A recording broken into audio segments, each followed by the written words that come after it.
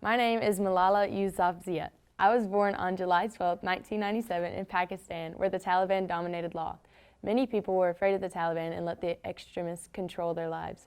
Not me. My parents gave me the strength to stand up and protest when they named me Malala. I am named after Malala of my land, a national folk hero that led soldiers to victory in Afghanistan. I was born with strength in my name, but also had to gain strength for myself if I wanted to stand up to the Taliban. A lot of my strength comes from my father, Ziauddin Yousafzai, because he continues to inspire and encourage me every day. He encourages me to think freely and to form my own opinions. My father is an activist who believes education is the key to solve any and all problems. I started to follow in my father's footsteps when I was about 10 years old.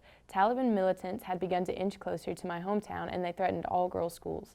My father noticed how passionate I was about my right to education and took me to a local press club.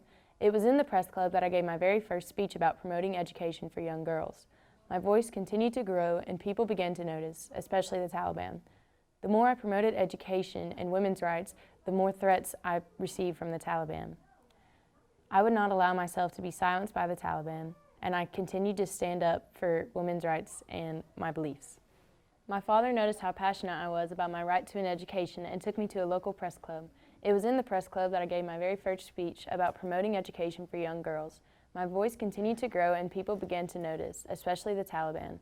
The more I promoted education and women's rights, the more death threats I received from the Taliban.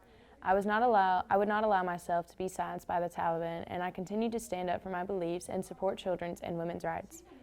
This was the final straw for the Taliban. They saw that I was not afraid of their threats and sent someone to attack me. I was riding home from school on October 9, 2012, when a member of the extremist group climbed aboard and shot me in the left side of my forehead. I was shot by the Taliban. The Taliban felt threatened by me, a 15-year-old girl, and my only weapon was my voice.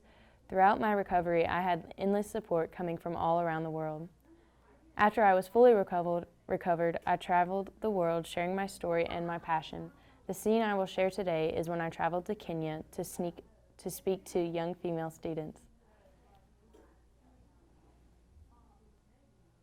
I am honored to be here with all of you today. Thank you for having me. Most of you may know me as the girl who was shot by the Taliban. How that may be true, I am also the girl that stood up to the Taliban and will continue to stand against the Taliban. I am the girl that will never give up my right to an education. I am the girl that stands before you today to tell you that none of you should ever let someone take away your rights. Never let anyone suppress your liberty. You all have a right to your education and should always stand up for what you believe in. I encourage everyone here to find something they are passionate about and to pursue it. You all are the future, and every single one of you has the power to change the world. It is yours for the taking if you want it.